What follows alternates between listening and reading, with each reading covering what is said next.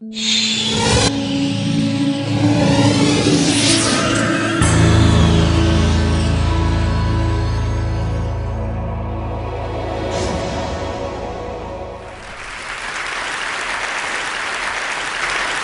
imagine a big explosion as you climb through 3,000 feet. Imagine a plane full of smoke. Imagine an engine going clack, clack, clack, clack, clack, clack, clack. Sounds scary. Well, I had a unique seat that day. I was sitting in 1D. I was the only one who could talk to the flight attendants. So I looked at them right away, and they said, no problem. We probably hit some birds. The pilot had already turned the plane around, and we weren't that far. You could see Manhattan.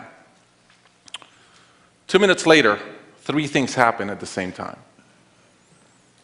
The pilot lines up the plane with the Hudson River. It's usually not the route.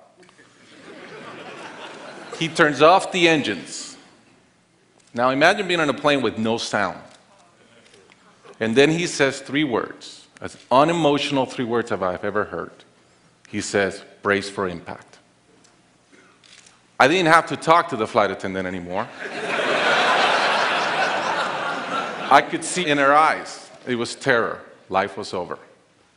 And I want to share with you 3 things I learned about myself that day.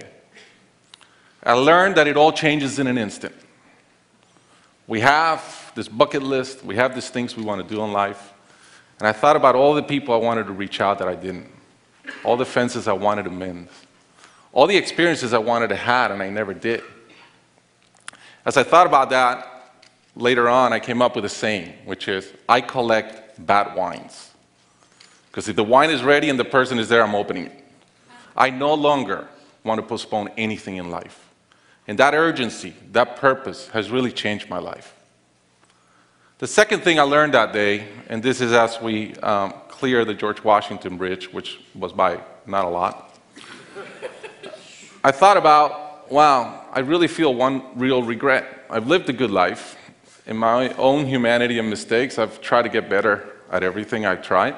But in my humanity, I also allow my ego to get in. And I regretted the time I wasted in things that did not matter with people that matter. And I thought about my relationship with my wife, with my friends, with people. And after, as I reflected on that, I decided to eliminate negative energy from my life. It's not perfect. It's a lot better. I've not had a fight with my wife in 2 years. It feels great. I'm no longer trying to be right. I choose to be happy. The third thing I learned, and this is as your mental clock starts going 15, 14, 13, you can see the water coming. I'm saying, please blow up. Right? I don't want this thing to break in 20 pieces like you've seen in those documentaries. And as we're coming down, I had a sense of, wow, dying is not scary. It's almost like we've been preparing for it our whole lives. But it was very sad. I didn't want to go. I love my life. And that sadness really framed in one thought, which is, I only wish for one thing. I only wish I could see my kids grow up. About a month later, I was in a performance by my daughter, first grader, not much artistic talent, yet. And I'm bawling, I'm crying like a little kid. And it made all the sense in the world to me. I realized at that point, by connecting those 2 dots, that the only thing that matters in my life is being a great dad. Above all, the only goal I have in life is to be a good dad. I was given the gift of a miracle of not dying that day. I was given another gift, which was to be able to see into the future and come back and live differently. I challenge you guys that are flying today. Imagine the same thing happens on your plane, and please don't. But imagine, and how would you change? What would you get done that you're waiting to get done because you think you'll be here forever? How would you change your relationships and the negative energy in them?